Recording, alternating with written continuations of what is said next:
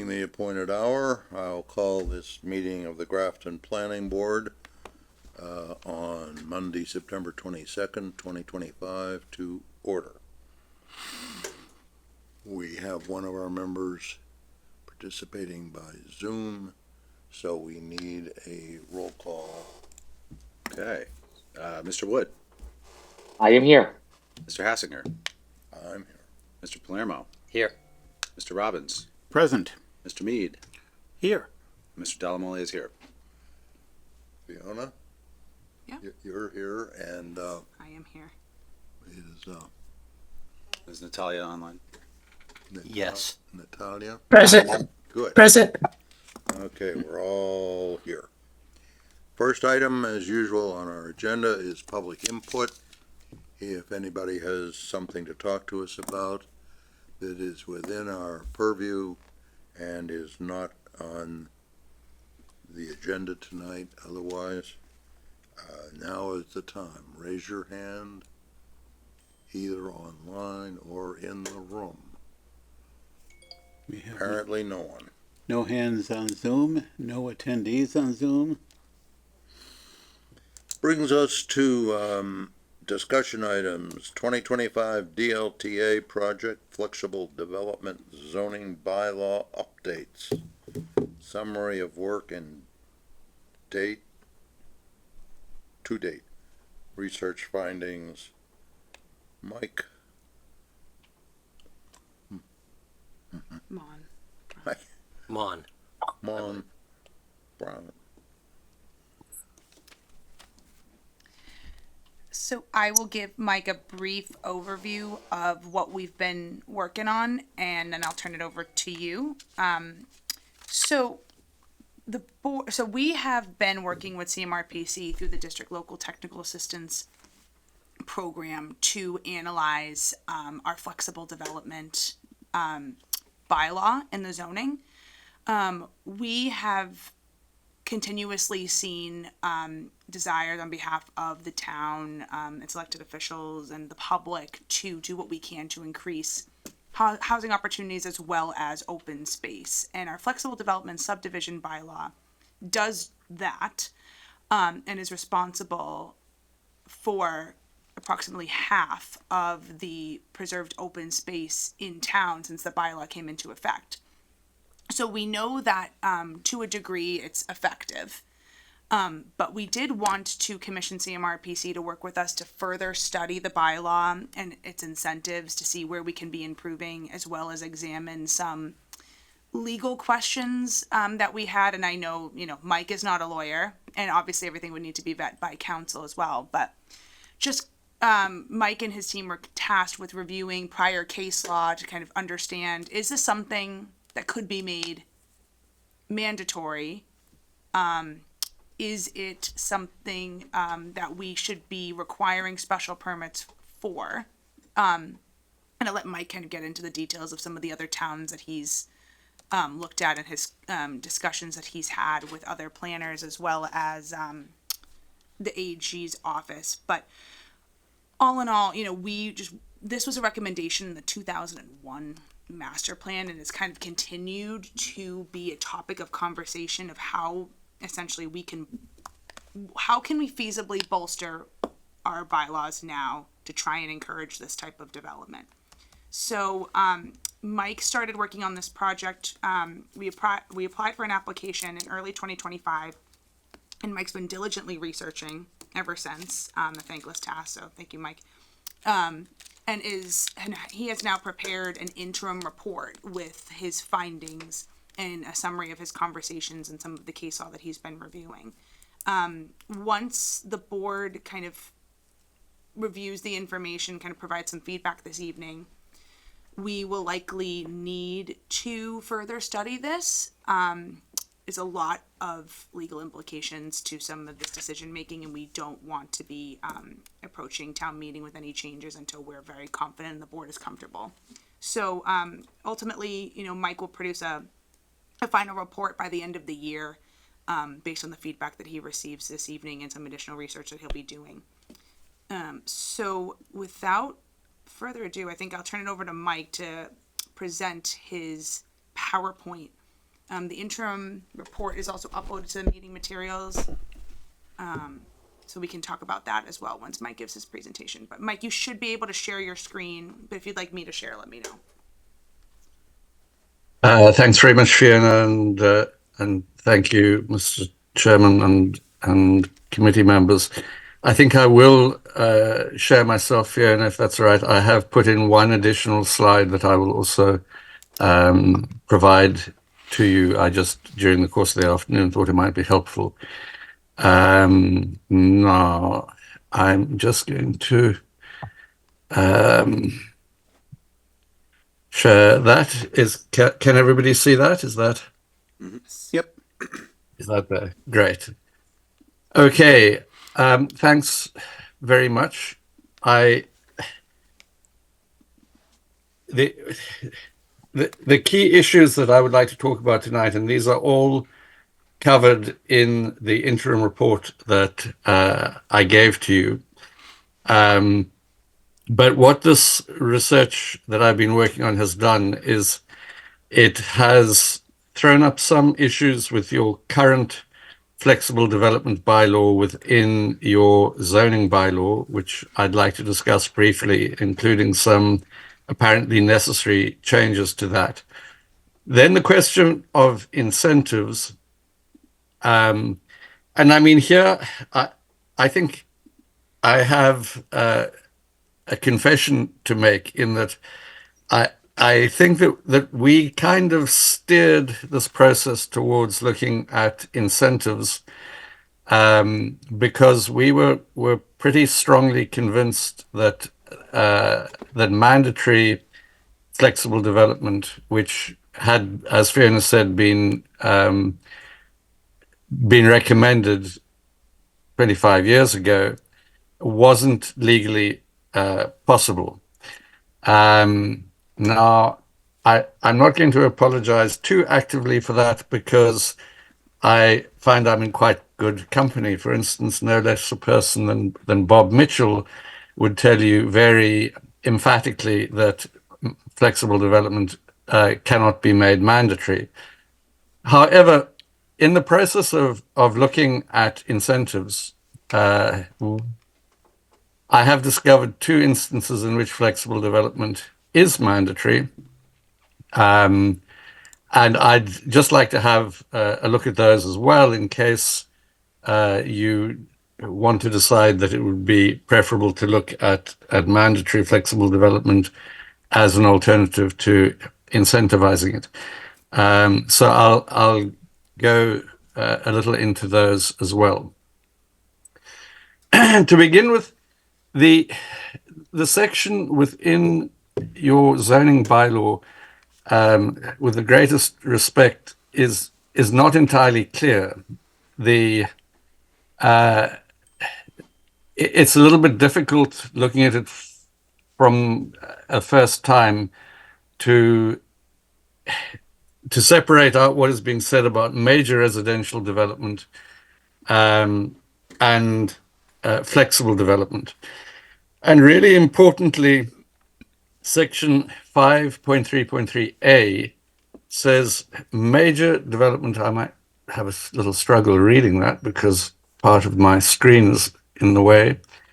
Major residential development shall only be allowed after the issuance of a flexible development special permit, hereinafter referred to as FDSP, or a special permit for major residential development utilizing conventional development, hereafter known as CDSP, by the planning board. Now, I've discovered in looking at a very substantial number of flexible development bylaws throughout Massachusetts that is a very common construction indeed. There are many towns that have exactly this system, that a special permit is required for major residential development. Both types of development must be submitted. And then in some cases, it's quite straightforward. The planning board gets to select which one goes forward. And in other cases, the planning board makes a recommendation of some sort. The difficulty with this is that there is a court case, this Prudential Insurance Company versus the Board of Appeals Westwood, which essentially says, and it's very clear, it has been settled since the decision of SIT Incorporated versus Planning Board of Braintree, that a use allowed as of right cannot be made subject to the grant of a special permit, inasmuch as the concepts of a use as of right and a use dependent on discretion are mutually exclusive. So the implication of that, because single residential, for instance, is a use as of right in your R40 zone, having a special permit before a subdivision application is decided is arguably problematic. And to go a little further into this, one of the towns that had the almost identical bylaw to yours was Westwood. And they also had a situation which you can see as from this judgment. This is a judgment of the appellate court. So in their bylaw, it was exactly the same. And in this court case, the decision was that there was a conflict between the bylaw and the subdivision control law. It is the intent of the subdivision control law that any subdivision plan filed with the planning board shall receive the approval of such board if such plan conforms, let's just get my panel here out of the way, if such plan conforms to the recommendation of the Board of Health and to the reasonable rules and regulations of the planning board pertaining to the subdivision of land. So there does appear to be a risk that the process that is in your bylaw at the moment might not stand up to scrutiny if somebody were to challenge it. It's that paragraph at the end there that creates the major problem. And it's on the basis of that paragraph, for instance, that Bob Mitchell told me that there is no way that you can make flexible development or cluster development, which is what is usually called mandatory. So, I mean, we're really highlighting this with this suggestion, as Fiona said. I'm absolutely not a lawyer, and our first suggestion would be that it would be important to have your counsel have a look at this and make sure that you are not in jeopardy in relation to the law as it stands, and that probably coming out of that, it would be advisable to rewrite that section of the bylaw and to remove the special permit, at least for the conventional development, because the kind of conventional wisdom on this is that you can have a special permit requirement for flexible development, but you can't have one for conventional development. So that one could rewrite that section and remove the requirement for a special permit. But if one is doing that, if you're looking at encouraging the use of flexible development, it would seem to make sense to remove the requirement for a special permit altogether, so that it's not easier for somebody to do conventional development than it is to do flexible development. So that would be our kind of minimum recommendation at this stage. Having said that, and having said that, obviously the next thing to do if we were going that route would be to go back and do what we were told in the first place, which is to look at incentives. Now, the thing about incentives for flexible development is that yours are pretty much the best out there. They are as good as any towns that I can find. So there aren't precedents, certainly in Massachusetts, there aren't precedents that will suggest to us ways in which you could improve the incentives that you're offering.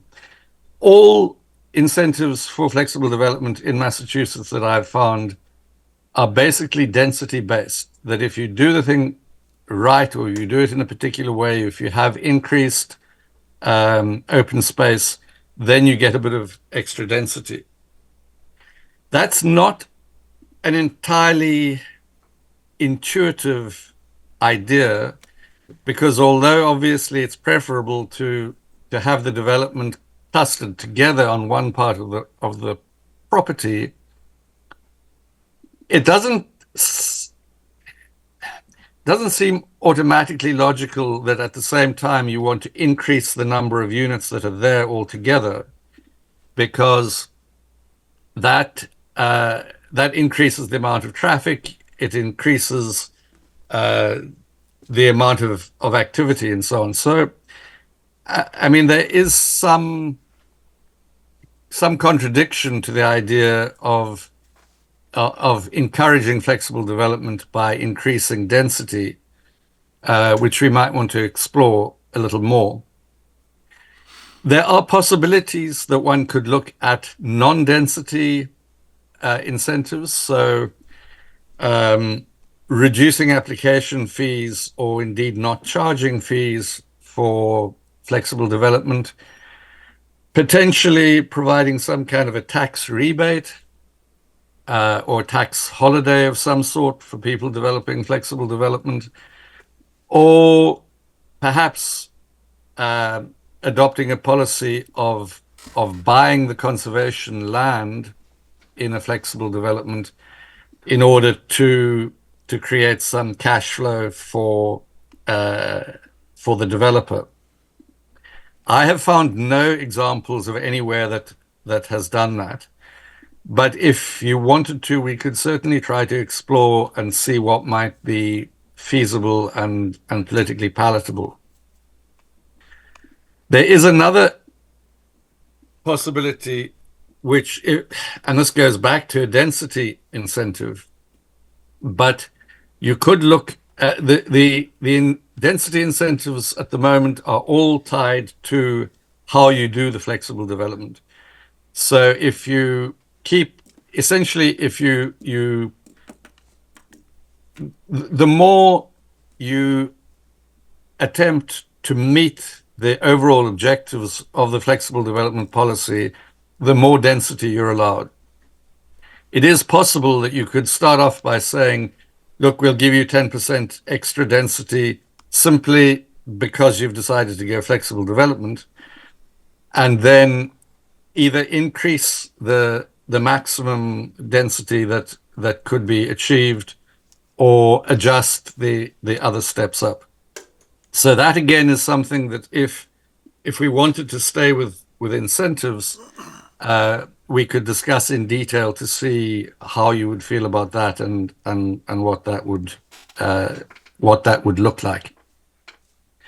But altogether, the sense, as I say, because Grafton's incentives are so good, the sense is that there's probably not a great deal more that we can encourage flexible development than you are already doing it through incentives. So to move on to the elephant in the room, the reason, as I indicated before, the reason that we thought that that flexible development couldn't be made mandatory was this provision that if somebody submits a definitive subdivision plan that complies with the recommendations of the Board of Health and the reasonable rules and regulations of the Planning Board, you don't have discretion to turn that application down. That, as I say, is the conventional wisdom around this thing. But looking at it a bit more carefully, that may not be the case. So if we look at the subdivision control law, it says, except insofar as it may require compliance with the requirements of existing zoning ordinances or bylaws. So the subdivision regulations may require compliance with anything in the zoning ordinance or bylaw. And there is case law that confirms this. No rule or regulation shall relate to, this is a rule or regulation in your subdivision rules, excuse me, shall relate to the size, shape, width, frontage, or use of lots within a subdivision, or to the buildings which may be constructed on them. So I've just highlighted in different colors. The size, shape, width, and frontage are what go in your intensity of use schedules. And the use of the lots goes in your table of permitted uses. So there's no debate about the fact that those things, the intensity of use, the dimensional schedule, usually the schedule of dimensions and the table of permitted uses, those things are controlled by your zoning bylaw. And they may not, in fact, be controlled in your subdivision regulations. So the problem with that, it's fairly logically obvious that if you can define your dimensions or your schedule, your intensity and your dimensions in such a way that it precludes anything other than flexible development, then you can presumably mandate flexible development. It's not very easy to define them, but it can be done, as I'll show you. But the big problem that everybody was tripping over was that you would then have to change your dimensional requirements for the whole of your zoning district. And that would give you a huge problem with pre-existing nonconformities, because everything that is there would suddenly be non-conforming with your new dimensional requirements. But as it turns out, there are two ways around this. The first of these is what was done in Amherst, and this was done, we don't know exactly when, it's not listed in the bylaw, but it was in the 80s or 90s. Took a broad reading of the power of the zoning bylaw and basically worked on the assumption that the subdivision regulations could require anything that was put in the bylaw. So you could put what you wanted to in the bylaw.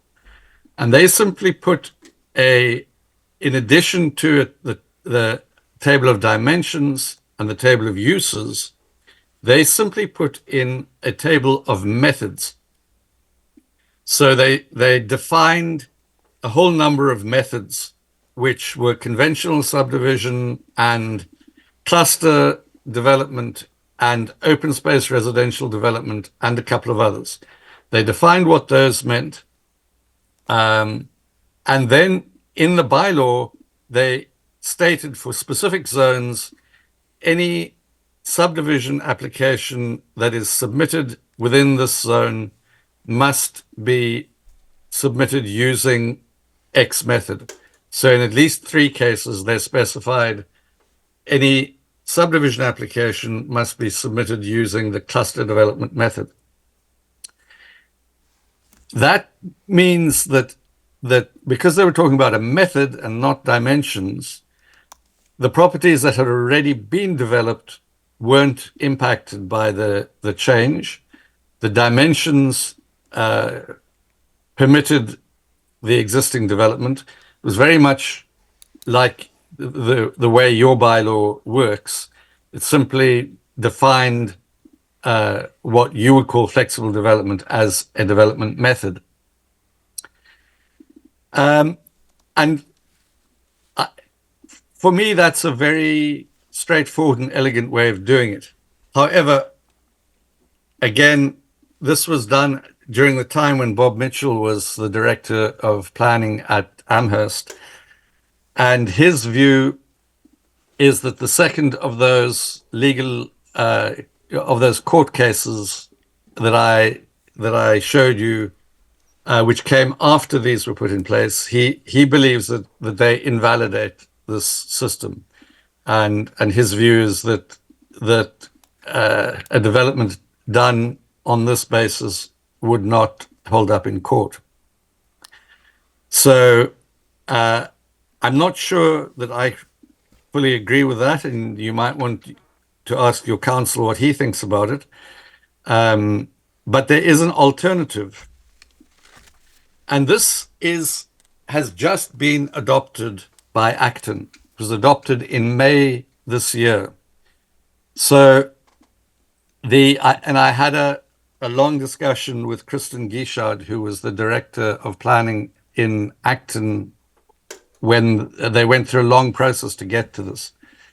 And it has not yet been approved by the Attorney General. The Attorney General hasn't got to it, so we don't know for sure what the Attorney General is going to say. But Kristen said that their counsel was absolutely confident that this is fine, that it will hold water. And what they've done is they've said, okay, what is very clear is that if you can deal with the dimensional requirements of flexible development, then you can mandate it, because the law is clear that subdivision regulations can't themselves deal with dimensions. They have to defer to what the bylaw says about dimensions. What they did about the pre-existing nonconformities was, when you think about it, in fact, quite straightforward. They simply set a cutover date. So they have a table of dimensions for any property that was developed before, I think it's the 5th of May, 2025, which must conform to table A, and anything developed after the 5th of May, 2025 must conform to table B, which gets around the pre-existing nonconformities. They have done this for their whole town.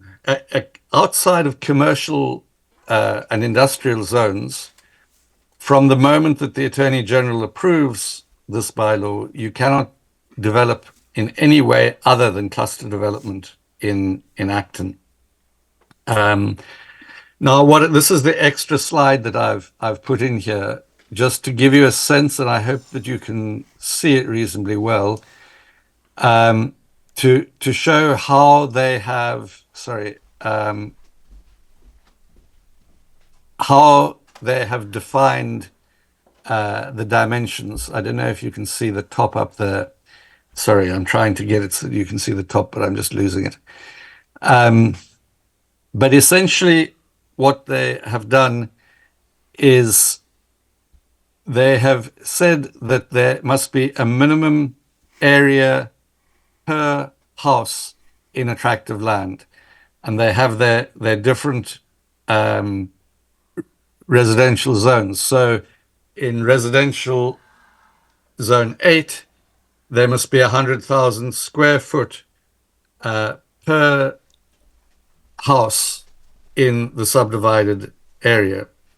And they have defined resource land as the open space, and they've got a definition of the percentage that must go to resource land, and then they've got the other dimensional things. So distance for structures from pre-existing street, different distance in their different zones, minimum distance for structures from a pavement edge of a traveled way, and so on. The details I don't think are necessary, but what is interesting is that they have found this fairly straightforward way of setting out dimensions that a subdivision plan has to comply with. They are also, in fact, reworking their subdivision regulations to go together with this. And the draft of those subdivision regulations isn't available to see yet. Kristen is no longer at Acton. She is going to introduce me to her colleagues there, and I can see if I can get hold of a copy of those subdivision regulations. She said that they came to the conclusion that they did need to change the subdivision regulations to fit in with this. But it seems as if it gets round the problems with mandating flexible development. So it seems as if it may be worth thinking about following that up. So in terms of where we go from here, we would suggest, obviously, you could simply stay with the situation as it is. You could decide to revise the current bylaw to eliminate the special permit for conventional development or the special permit for either route. We could look again at incentives and talk about what they should look like, or we could look at drafting a change to the bylaw either along the lines of Amherst or along the lines of Acton.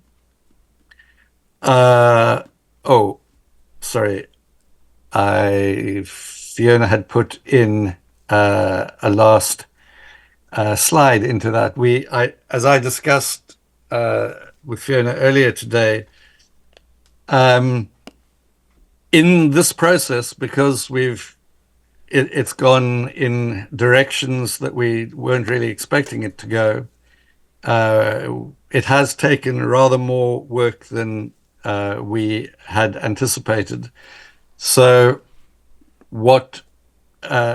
so to put it bluntly, we have a budget issue, and what we would the next step from here really would be working on what remains of the budget that we can use this year to make some decisions about where we go, and then to look for DLTA funding at the beginning of next year to actually do the drafting that needs to be done, either working up in detail the incentives if we're going that route, or drafting whichever route of mandatory flexible development you think you would like to go in.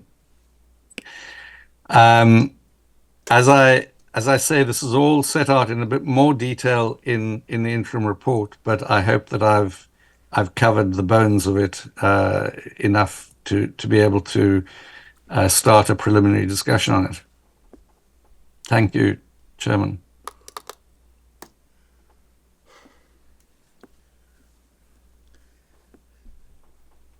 A little confusing.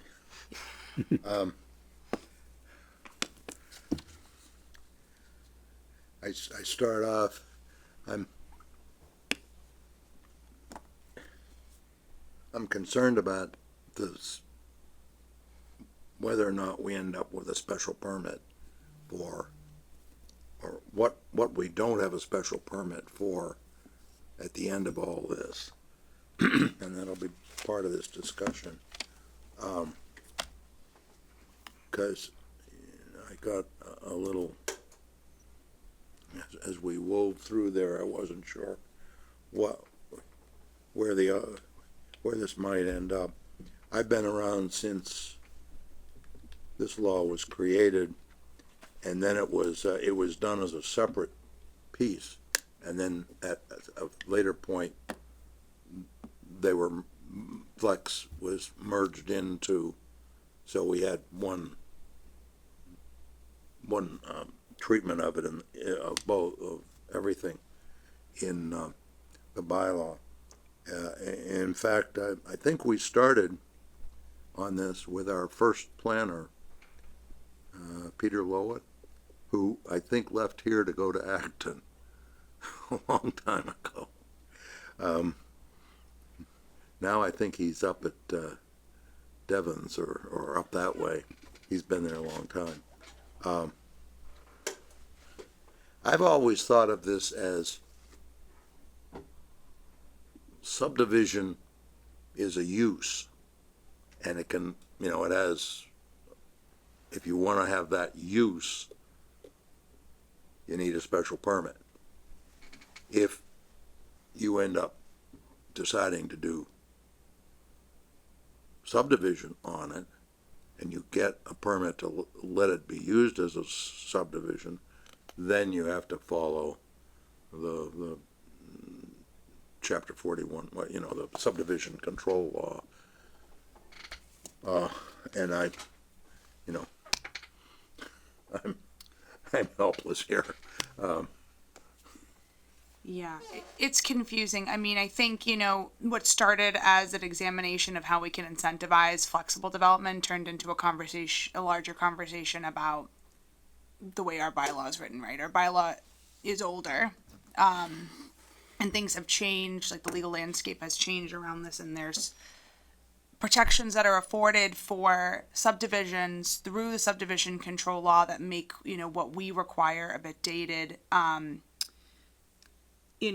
Just for the board's clarification, so, if you have 6 or more lots in Grafton, you need to submit, would be a major residential special permit for the development of a subdivision with that many lots. It's also sometimes interchangeably used as a preliminary plan. Then you would go on, after you receive board feedback on that, you would then go to file a, definitive plan. Ideally, and let me know if I have this wrong, but because I haven't processed a lot of subdivision applications since I've been in Grafton, it hasn't been that many applications, but usually when you submit your major residential special permit / preliminary plan, the board kind of guides the developer in the direction of, what they would like to see, whether it would be conventional or flexible. Most of the time it's flexible, right? Because you can get a lot of benefit from that versus building out the lots in a conventional way with your minimum 40,000 square feet per lot and 140 feet of frontage and what have you. So, this, we're still, again, the Acton's approach, more or less, and Mike, correct me if I'm misunderstanding it, but Acton basically made any new applications for subdivisions they've developed standards that are basically replacing conventional requirements with new flexible requirements and making them the conventional now. And I don't know, I think we would definitely need to see what the AG says about that. Because I think that I would be concerned if not providing the option to pursue both avenues would be problematic. But moral of the story is that we're just trying, in this we've discovered that the legality of requiring a major residential special permit for a use for a land that's protected under the subdivision control law is, we're not sure how legal it is and how far, we can take it. And a lot of other towns have had this standard in place for a long time, just as Grafton has, but as the landscape has changed, we want to make sure that we are not, that we're complying with the law and that we're not kind of overstepping. So it's really more of, I think what the board's task could be this evening is, provide some initial feedback about some of the thoughts and maybe some of the immediate legal changes that would be required, and then kind of give us some feedback about what you're thinking for things to examine a little bit further, whether if there was a preferred methodology that was utilized by Acton or Amherst. I myself am not too confident about the Amherst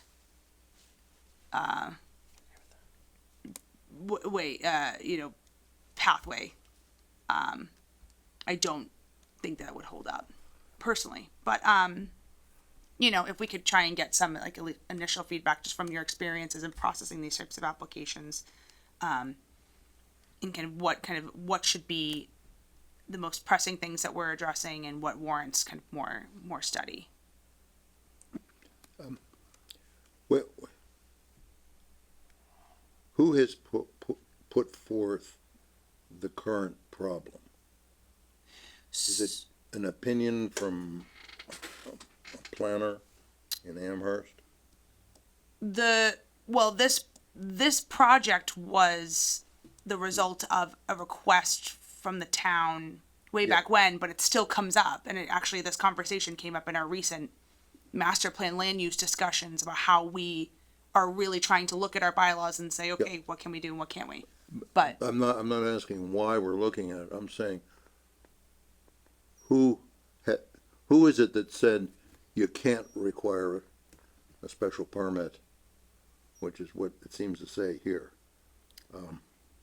I've had discussions with planners. Planners. Mm-hmm. Well, that's the point.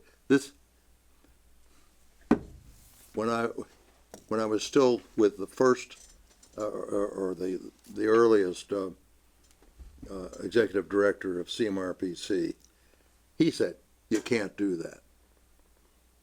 That was his opinion 25 years ago or more. He didn't, seems like no one has challenged it. I think that before we worry too much about how to get around it, we ought to find out what it really is. We should at least talk to our council and have a conversation with him, as far as I'm concerned. Otherwise, can't begin to guess what. I want to retain a special permit if at all possible. And I don't, right now, no one is telling us we can't. My recollection is, specifically the Wall Street case, which dates to 2008. It's kind of the key one that Mike mentioned.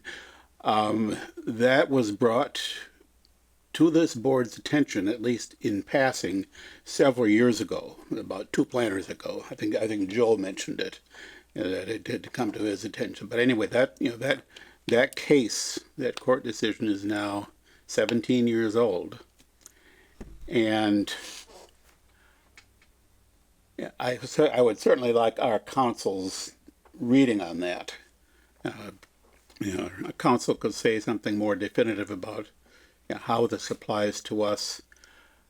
I rather suspect that because our bylaw leaves the decision of approach up to the developer, that we have never given a developer an opportunity or a reason to challenge the special permit requirement that we have. My reading of the case is consistent with that, what I think Mike and other people have said, that it appears to fairly clearly say that we cannot require a special permit for a conventional subdivision. However, I reiterate, I would like to have council's advice on that particular point. And assuming, let's see, well, I have other comments, but I'll leave it at that, because I know Justin's had his hand up, and I don't know if Bob is finished with all his questions. In a year or so. Yeah. So one thing I picked out that I just wanted to comment on, it sounded like one of the concerns that with the law is we can't force it flexible. Now, at least in my time on the board, which is significantly less than Bob and Dave, but is that when we've had plans come to us and we get both the conventional and flexible, the board almost always recommends the flexible, and the developer then we express this even when we do make the recommendation explicitly. It is the developer's choice on whether to then bring a conventional or a flexible to the board. The benefits for the flexible that I have seen developers bring is where they want to make a plan that would require the board to make certain waivers. And those waivers are more preferable to the board if the developer's doing something that would be more beneficial to the town, whereas the flexible plan they brought. But the developer could certainly bring any conventional plan that they want, especially if they don't need any waivers, and then we don't have much, if any, ability to decline. That's my perception of the past, and I think there's been at least one case where a developer has brought their conventional back to us rather than a flexible that had been on the board. But that was the biggest takeaway that I had from the discussion so far, other than what Bob and Dave have already said. Yeah, if I could just add, this is to start this conversation. So I didn't want to be reaching out to council right away. If the board wasn't comfortable with pursuing some of these options, right? This bylaw has been in place for a long time, and as Bob mentioned, the town hasn't been challenged because it's always left up to the developer to pursue their preferred route.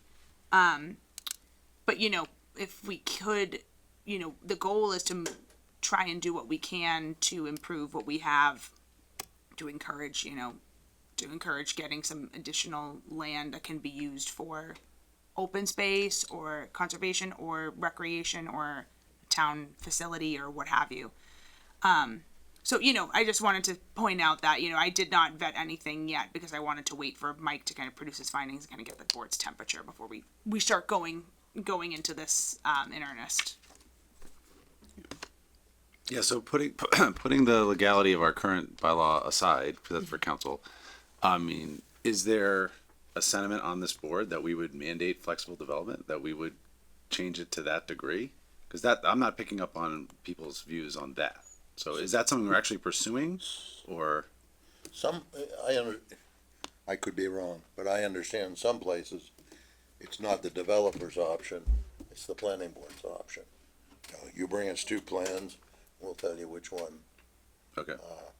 But what is the desire of Grafton? What would we prefer?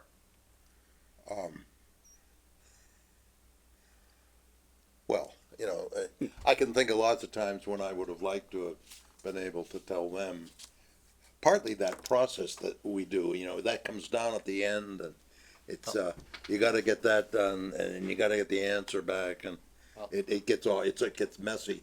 Yeah, Just messy procedurally. Yeah. And a cleaner way of doing it would be better. But, I can imagine some sort of just and I don't know how well it fits with all that you were saying about these, but I can imagine if you could have a special permit, one kind of special permit, one kind of subdivision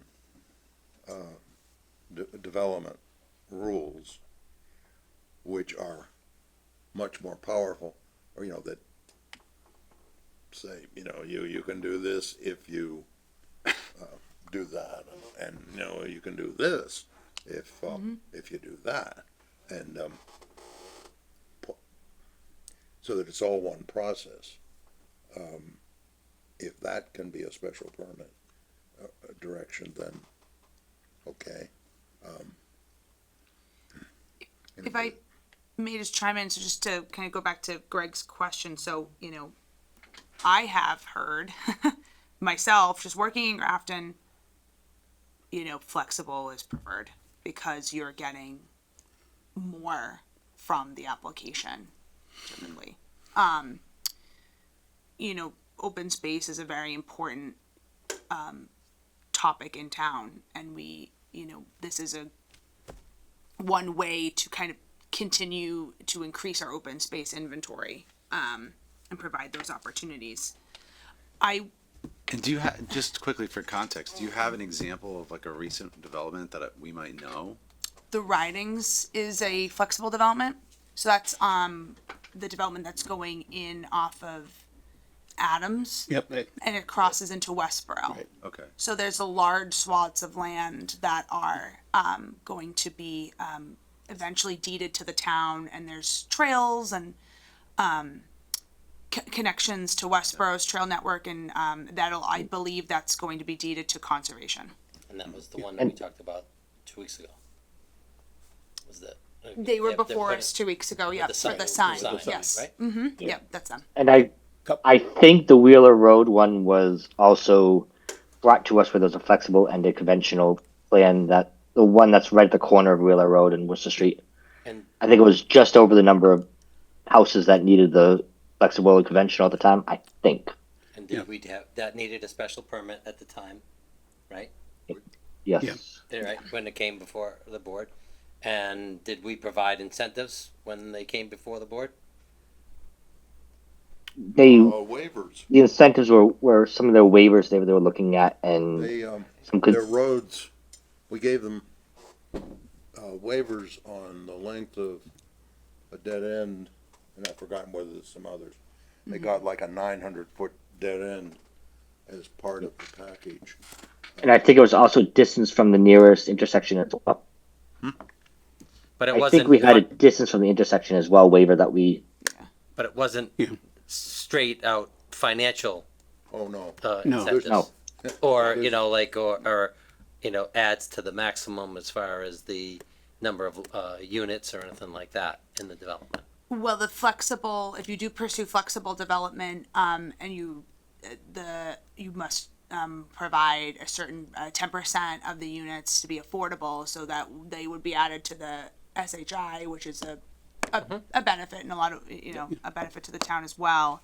But yeah, usually financial and not too many financial incentives now. Yeah, some of the larger flexible development subdivisions over the years include Oakmont Farms down off of Milford Road, Highfields around the golf course, that was a flex. Yes. Maple Vale Estates in South Grafton off of Depot Street and Maple, that's a flex. Oak Ridge Estates off of Millbury Street is a flex. There's We've a lot. we've done approximately half of the subdivisions that have been done since this flex development bylaw was put into place. Approximately half of those have been done as flex. And it's hard to say over the 25, 30, whatever. 24. Over the 35 years that we've had flex, we did a lot more subdivision development from 93 up through 2006 or so. And Yeah. roughly, if you look at those, there's no obvious bias towards, in particular times, there were a lot more done as flex, and it's just sort of, they're kind of evenly distributed. In recent years, the last two subdivisions we have approved have been flex. The four before that have all been conventional. It just, it's kind of 6 of one, half a dozen of the other for the most part. And one of the desires that was expressed by the public through our recent outreach for the new master plan, there was a fairly strong desire expressed to preserve open space and to emphasize more development that preserves open space, and rather than consuming open space. And that suggests a fairly substantial desire to see, when subdivisions are done, that they're done as flex. And as I recall, one of the things that we talked about during the recent master plan discussions was this notion, sort of reiterating this idea of exploring whether whether it's feasible to make flex mandatory. And in fact, I had kind of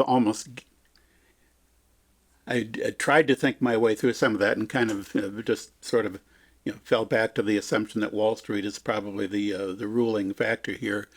But as Mike has found for us, there's a couple of potential examples of mandatory flex. I'm interested in pursuing that possibility.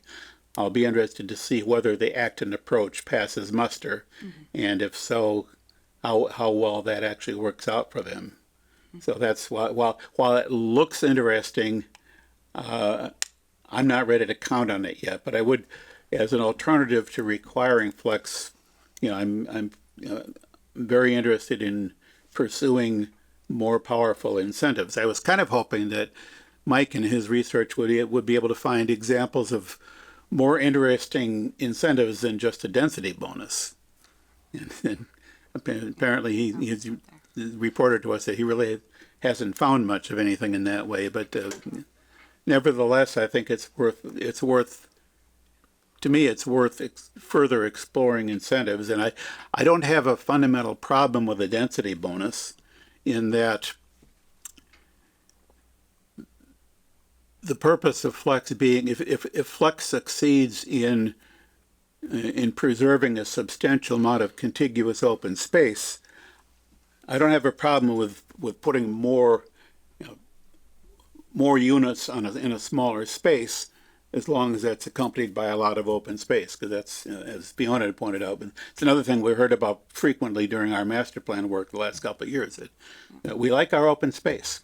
Yeah. And It's in favor of the flex that we've already had, for all the subdivisions, about half of them have been done as flex, and that accounts for about 90% of the subdivision open space that we've preserved. So it's been successful from that point of view.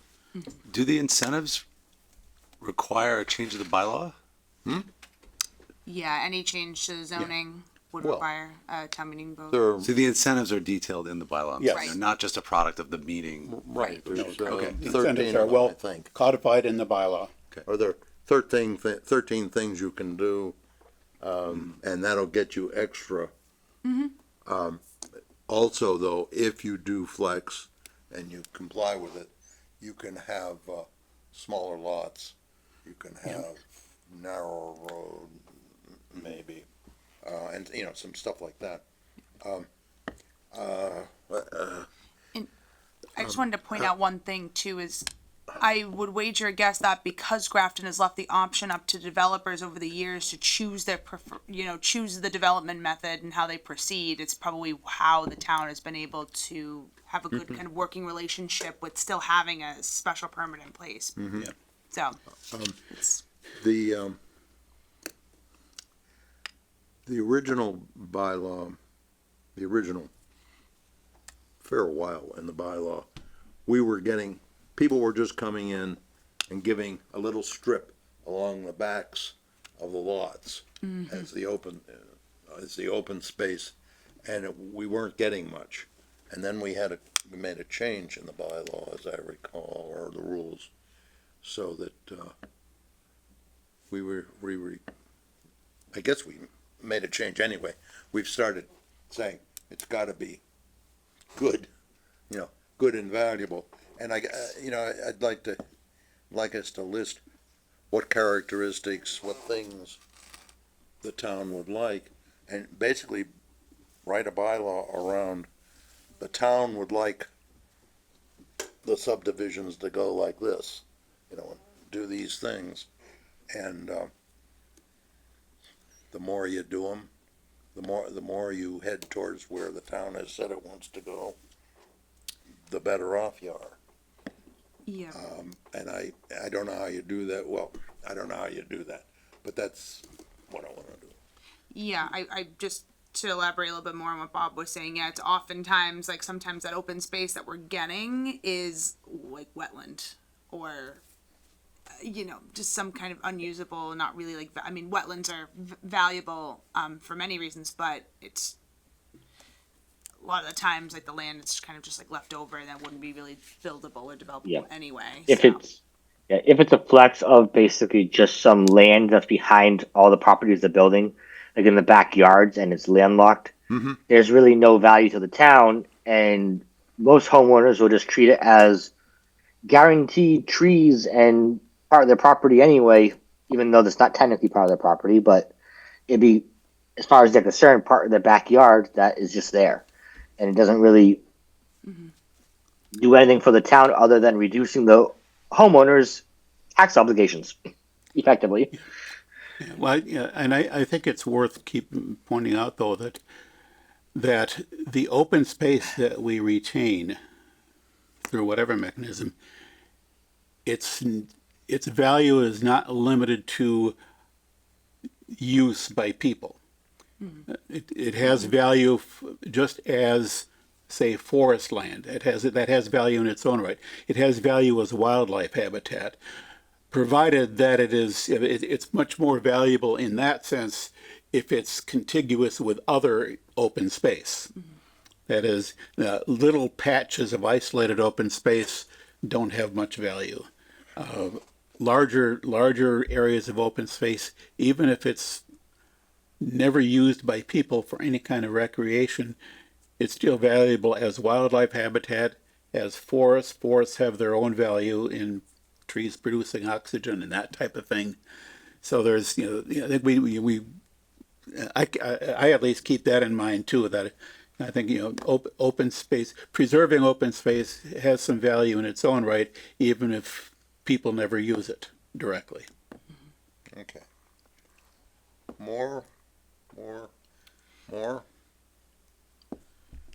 I guess. The only thing I would add is, at least from my perspective, I'm not in favor of one of the ideas floated of being the town pays for some of the open space that is in the flex option. I don't think that is a viable thing I'd be supportive of. I'm also less supportive, but still open to consider ideas of eliminating fees or reducing fees if you're doing a flex. That's just the thoughts I wanted to share now. Well, let's look We'll at see what that we as can we do. go along. So it sounds to me like we have kind of one key question to resolve going forward, and that is the question of the extent to which our special permit requirements in whatever form need to be changed as a consequence of that Wall Street decision. And for that, we really need council's advice. Yeah. That council's advice on that particular point will help to direct at least my thinking in one direction or another regarding how we go about. I mean, my objective, and however we achieve it, is my objective would be to, increase the use of the flexible development. And there may be more than one way to skin that particular cat, but I think that's sort of the key in my mind. I like the idea of one kind of development that is flexible. You can build a regular subdivision, or you can build one that the town likes better, and you'll get, whatever however we reward you for doing that. But it's always been a difficult, having this thing. Okay, if. Oh, one other small point, and this simply is something that would need to be taken into account to the extent that we further think about mandatory flexible development. And that would be, I mean, Mike had mentioned the impact on pre-existing uses. It also potentially has an impact on A&R. And that may be resolvable by applying the flexible development standards to, some minimum number of lots that it would apply to. But in the limit, an A&R plan, the concept of flex development doesn't make any sense for an A&R because there's no, except maybe in an unusual case where you might have enough space to dedicate as open space, but quite frequently you'd have to take that into account if you pursue a mandatory approach. But just that doesn't need to be discussed any further tonight. It's just a point to keep in mind.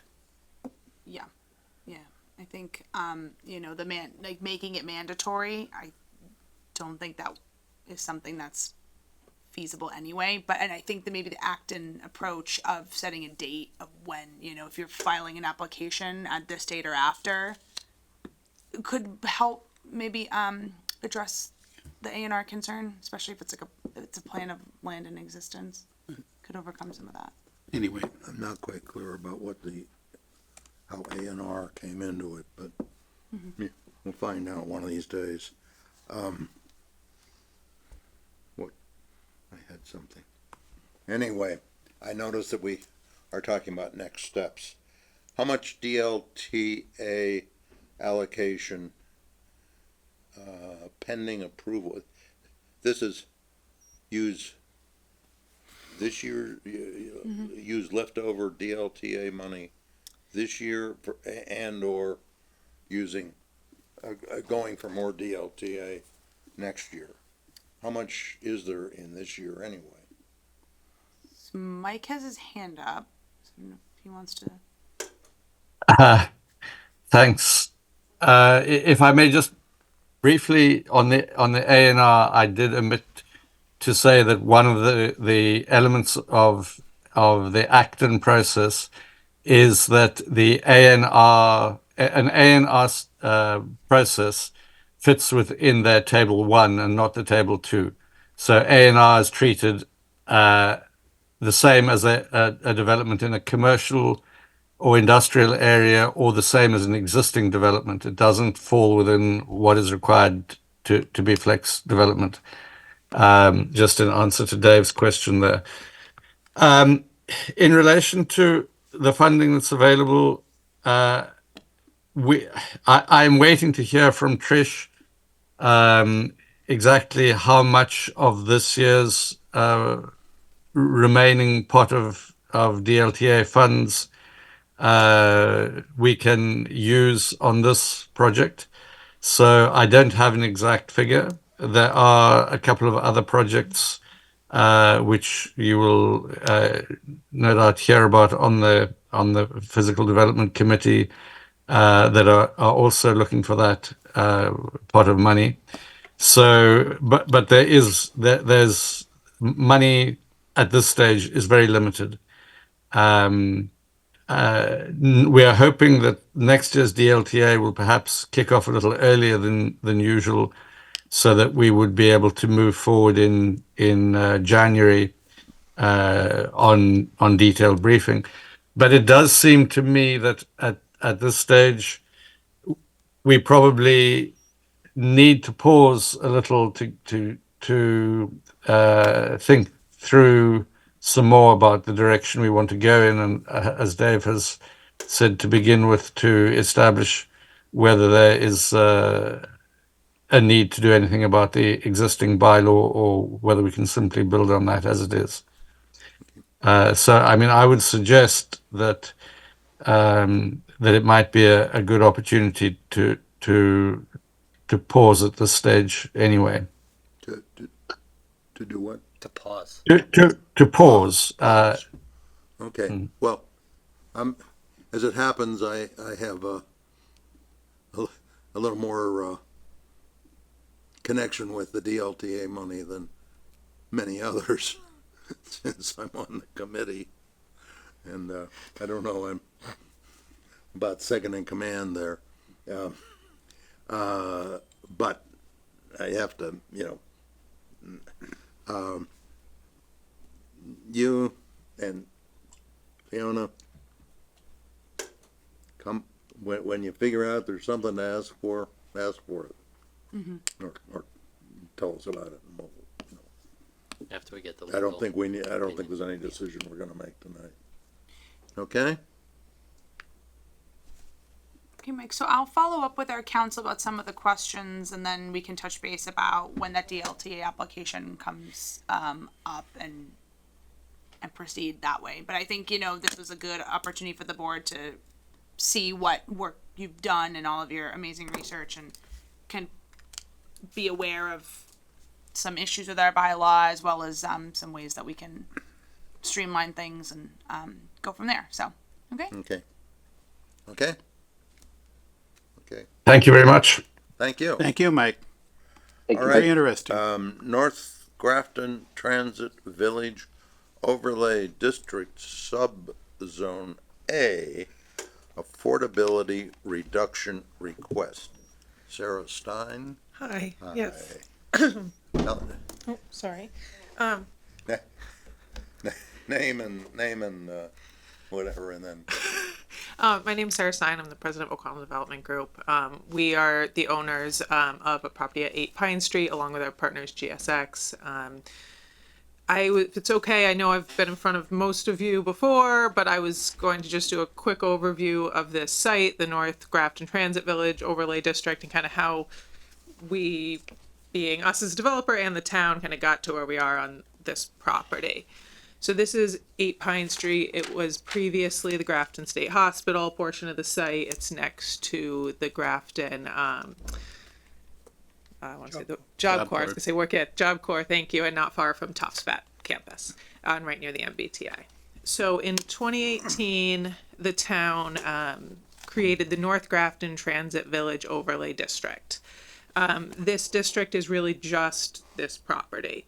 It has a high density requirement for housing. There's 177 units required of housing on this 8-acre property. Multi or mixed use is allowed, but it's not required per the zoning. So that came out in 2018. And then in December of 2019, the town issued an RFP for a mixed use development. GSX ODG, we submitted in April of 2020, along with 2 other developers, proposals for mixed use developments. We were successful. Our proposal originally had 206 units of housing and a retail component. We then went through a site plan approval process. We submitted the site plan approval in 2021, February of 2021. Site plan approval was granted by this board in July. And then the land sale closed for $1.7 million in August of 2021. We started on demo, we started on abatement, we found more arsenic and lead than we were anticipating. We put in wells to monitor the groundwater, everything was cleaned up, and in early 2024, we received a permanent solution, no conditions, which was submitted to Mass DEP. It was also shared with the town from Ty and Bond that the site is officially clean. So it's now, as I'm sure you all know, a vacant, clean, well, it's clean in terms of environmental contamination, ready for development. So I was here in 2023 and 2024 asking for an extension. And last year into this year, we were working with another developer, builder, to try and get this started. That fell through in May. So I've been talking with Fiona over the last couple of months. She and I have also been talking with the state. One component of this is the affordability requirement. 25% is higher than most areas. It's higher than the 40R requires. The 40R requires 20%. In 2024, the town, I'm assuming you're all were involved in this as well, implemented the MBTA Communities Overlay District, which also includes this parcel. That has a 10% requirement, but because this parcel has the 40R requirement and the MBTA, the 40R 20% per the state's look at it rule, dictates what the state is looking for. And in order for the town to get the incentive payments from the state for the 40R, the state would require the 20%. So because of some of the demo, because of how things have changed economically, both in terms of construction costs from April 2nd, 2020 and interest rates, we're trying to figure out how to make something work here, more or less. Whether or not the 317 unit development that we have a site plan approval for is feasible, it is up in the air. But before we move forward with looking at a redesign to do something here, which would include at least the 177 units that are required by the zoning, but potentially not the 300 units we submitted in our RFP, we would like to ask the board for a reduction for this zone from 25% affordable to 20%. Like I mentioned, Fiona and I met with the state. The state, Bill Rail from EOHLC indicated the state would be amenable.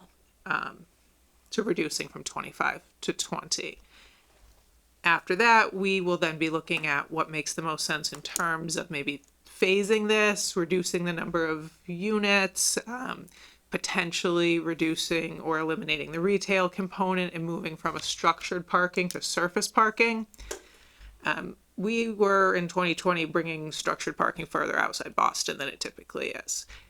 In the last couple of years, where structured parking makes sense, where it pencils, has contracted further closer to Boston. That's just kind of how we're realistically looking at it right now. So what I'm asking from the board is for a letter, for the board to basically request from the state to reduce the affordability requirement from 25 to 20. Who has where is the 25% mandated, and who has the power to change it? It's mandated in the town's bylaw, the North Grafton Transit Village Overlay District.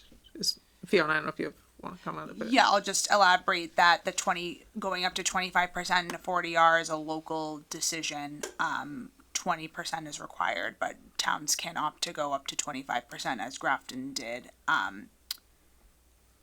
But there is a provision in the zoning as part of, and it's also codified in the 40R regs, where the affordability requirement can be modified and reduced more or less with written approval from the planning board that would then be submitted to EUHLC, and then they would evaluate and Okay. go from there. It's I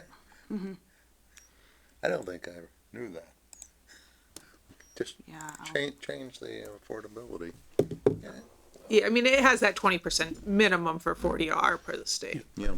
Yeah, certainly under 40R, we are not required to, No, right, 20% is the minimum under 40R. Right. Yeah, I think the question is, and I hadn't, I think I would need more of an explanation of how this works, since we did codify the 25% in the zoning bylaw. I would need to understand how we could change that without changing the bylaw. that's my. So section 13.5.J outlines, so notwithstanding anything to the contrary, the affordability provisions of this section shall not be waived unless expressly approved in writing by There it is. EUHLC under the Smart Growth Program. So, To eliminate conflict with an associated state or federal housing financing program and or at the request of the plan approval authority. Okay, so that, right.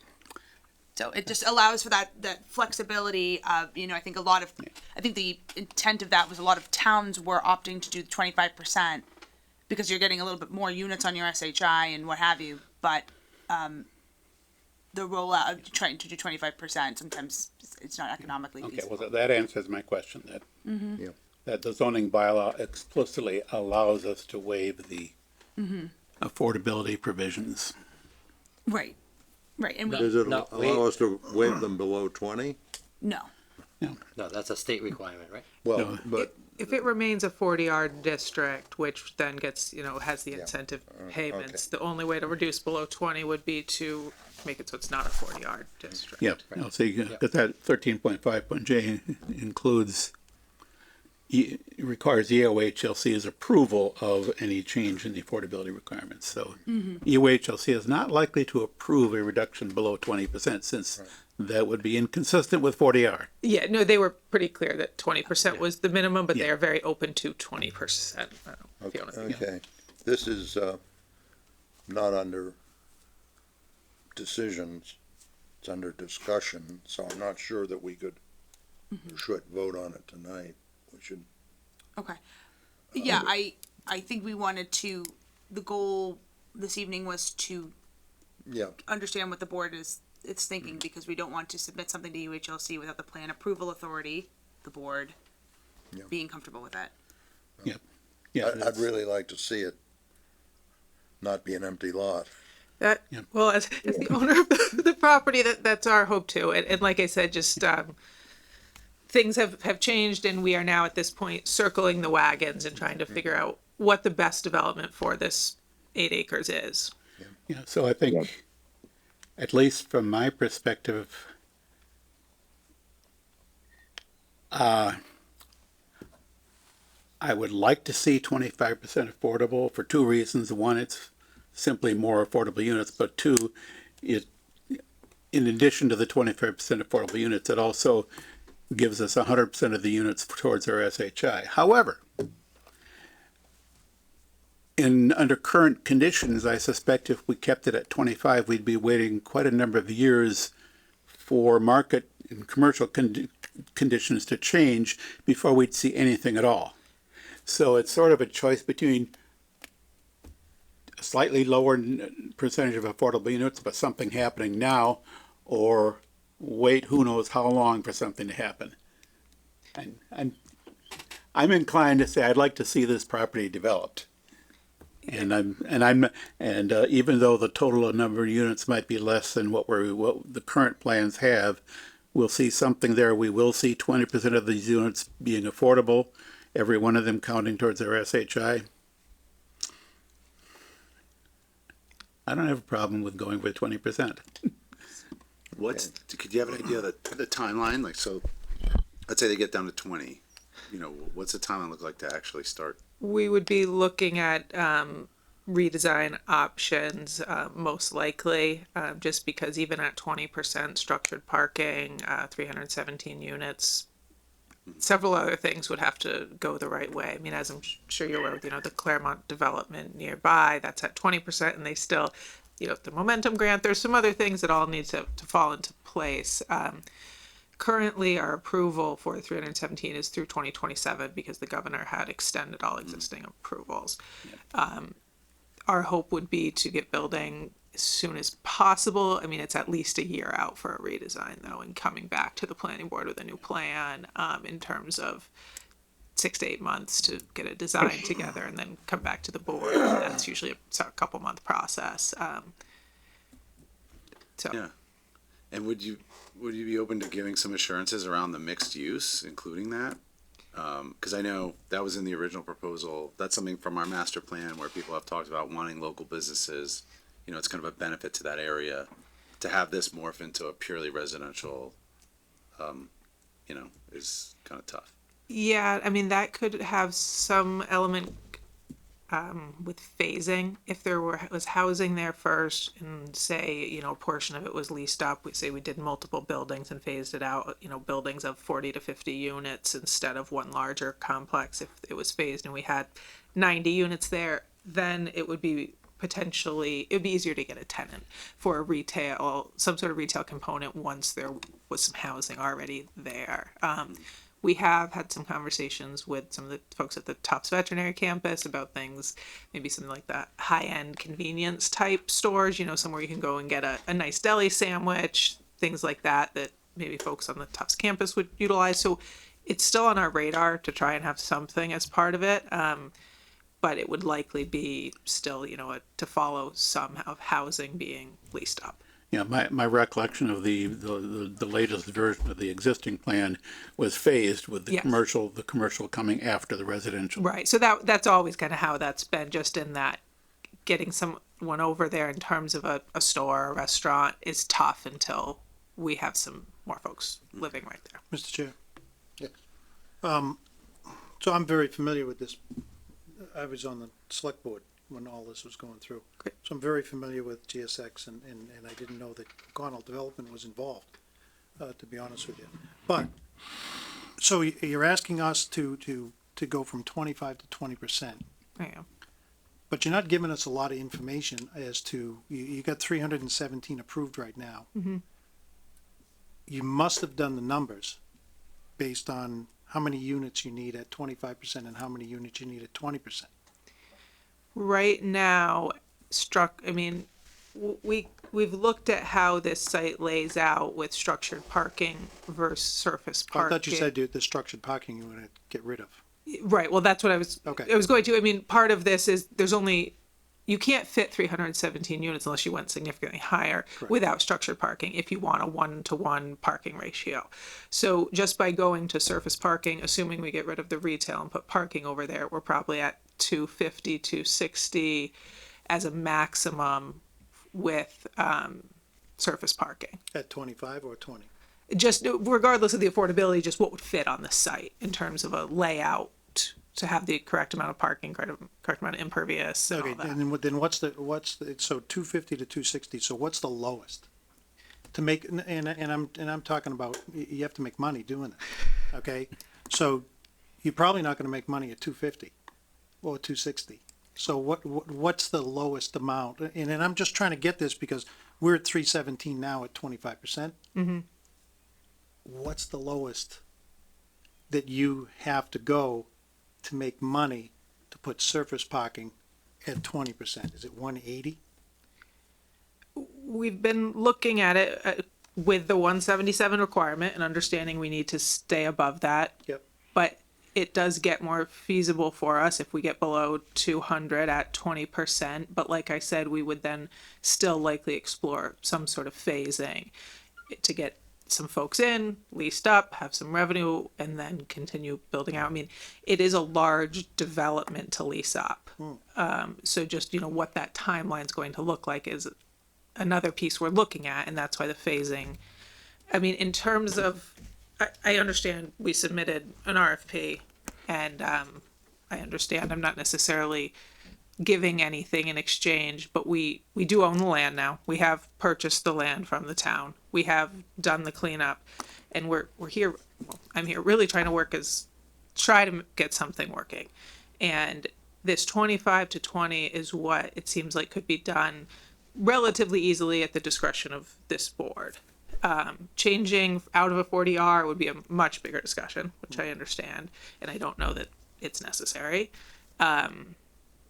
But we own the property and we'd like to build something per the bylaw. And like I said, in addition to the 25 to 20, there's other things like the state momentum fund and other things that we are actively in conversations with and trying to fit together to make this work. Yeah, and we want you to build a building. Trust me, that, I mean, the site's is not an eyesore. It used to be when the state hospital was there, when the buildings were all falling down. But I just wanted to get to the number so that people could understand that we have 317 right now. Yep. It's not gonna work. No. Financially, it's not gonna work. Correct. We're more like 180 that might work in a phased situation. One at 25, one at 20. So I just wanted to get that out there because it's not, it's gonna be a huge drop from the 317. Yeah, and I mean, what Fiona and I have talked about is that this would be the first step in terms of here at the planning board. And then if we can have this, it allows us to frankly invest more once we feel that we're moving in the right step with all these different financial metrics in a potentially a revised site plan. And then we would put together an amendment to the RFP, which would go to the select board, as well as this board for our site plan approval. I don't know that there's a specific process laid out with the RFP. Of course, we presented something and the town sold us the land based on what we presented. So at this point, we'd just be working with the town transparently in what we're trying to get done. But I guess this is the first step, and then we would, of course, have to present a design once we have it. But it's easier for us to go through that redesign process when we know that at least one component has moved closer in the right direction to Right. making it work for us. And I think that don't get me wrong, I'm not against this at all. I was for it, in favor of 317. I thought the retail was a little crazy, but that's me. I just want to be realistic about the number of units that that the town and the affordability of the units down to 36 that we're going to get, the town's going to get, and it's going to be a great development. You're going to make money, and hopefully it actually gets done. That's the big thing, and hopefully it actually gets done. Yes, I agree. And I mean, the bylaw requires the 177, and we're not asking to change that. Yep. Okay. Justin has his hand up. Yeah, yes. Yep. So I'll kind of take this from how am I thinking about this when this was first presented to us, I definitely liked the density at 317 for the fact that it's so close to the MBTA. I like the unit composition in the with the 317 between the number of bedrooms per units, you know, how that was spread out, especially with the affordability of 25%. I think that was a giant boon to the town, especially people who may need the affordability and want to or need to commute via public transit like the MBTA system itself. But that was a big draw of this development for me when I was looking at it and going through and approve and making my vote to approve it. Additionally, the idea that we didn't have to have as much impervious surface on the entire site for parking was a giant boon, you know, benefit for me. The structured parking was surprising for Grafton, but it made sense for the site, and I was really happy to see the reduction on impervious surface in the initial plans. So losing that reduction, losing the retail space, which I also thought was a big benefit, losing the ability to offer some parking for people in town or nearby towns that want to park outside of using the MBTA parking lot itself, which is relatively small, at least it used to be.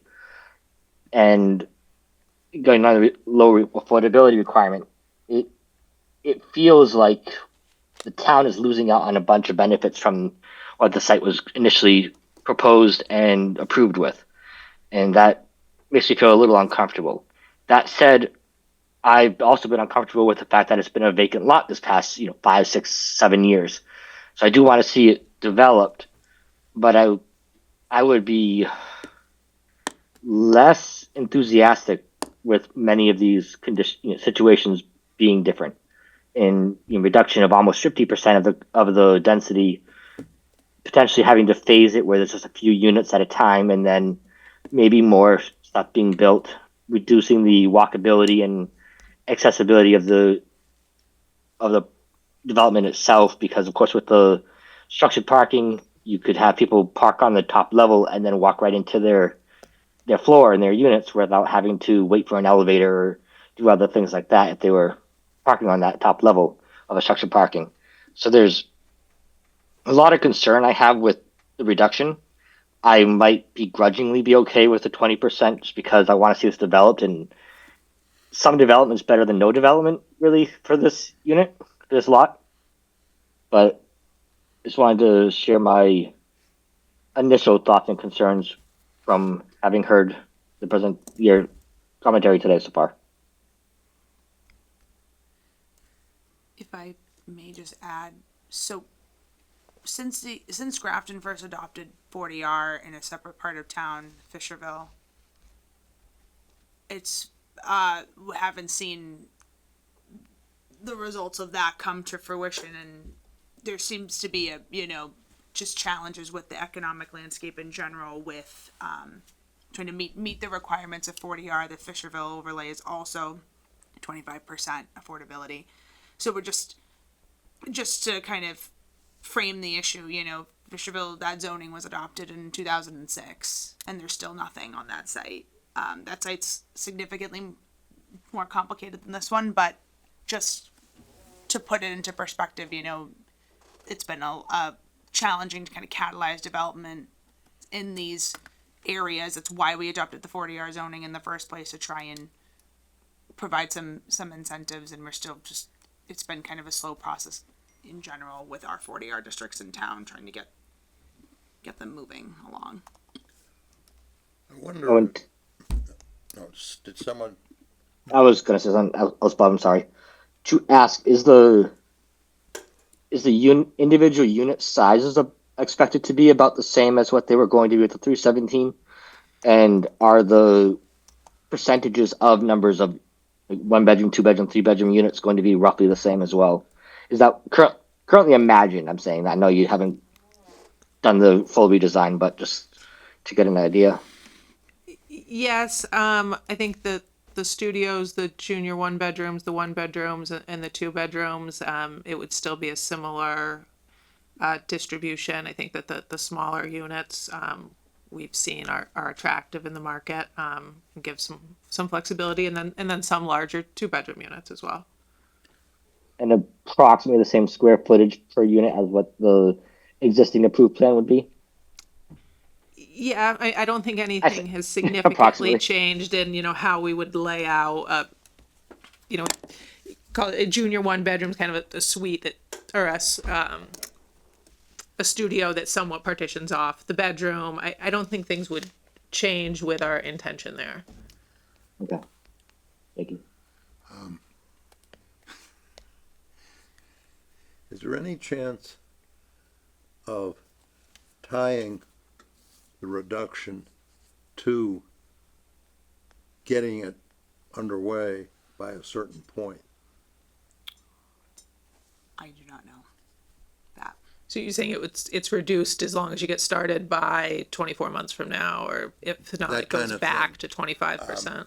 That might address the two things. It helps you get going, but, if we're not getting it, then push back to.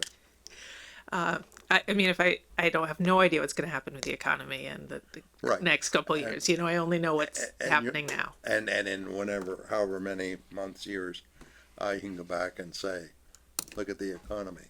No one knows what the economy is gonna do in the next 3 days. You have to check, the news feeds to have any idea, right? And that doesn't help any at all. But, you might explore that and see if there's a way an opportunity to give it for a while, so that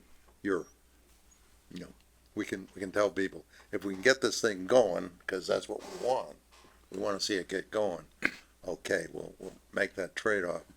Otherwise, Yeah, I mean, I would just ask, like I said, for some flexibility in phasing if, we had well, Yeah, that's, that's a whole nother thing. I think what Bob's getting at, I'd be interested to is, seeing something actually happen Yeah, there. no, I And, understand. once it's started, it can take as long as it takes within reason. But you might perhaps check with Bill Rao and see if UHLC would, a request from the plan approval authority, that's us, to waive the affordability requirement has, again, as we've noted before, that has to be approved by UHLC. Would they approve such a request if it was, say, project specific or time limited? That we will reduce the affordability requirement for this project, provided that and I don't exactly know how we would word that, but I think that would sort of get to I think that's the gist of what you're thinking, Bob, if I understood it right. okay, Yeah, okay? but I appreciate your time. Yeah. So you guys will coordinate, and we can expect maybe to bring this to the board for a formal request Next at a near future meeting.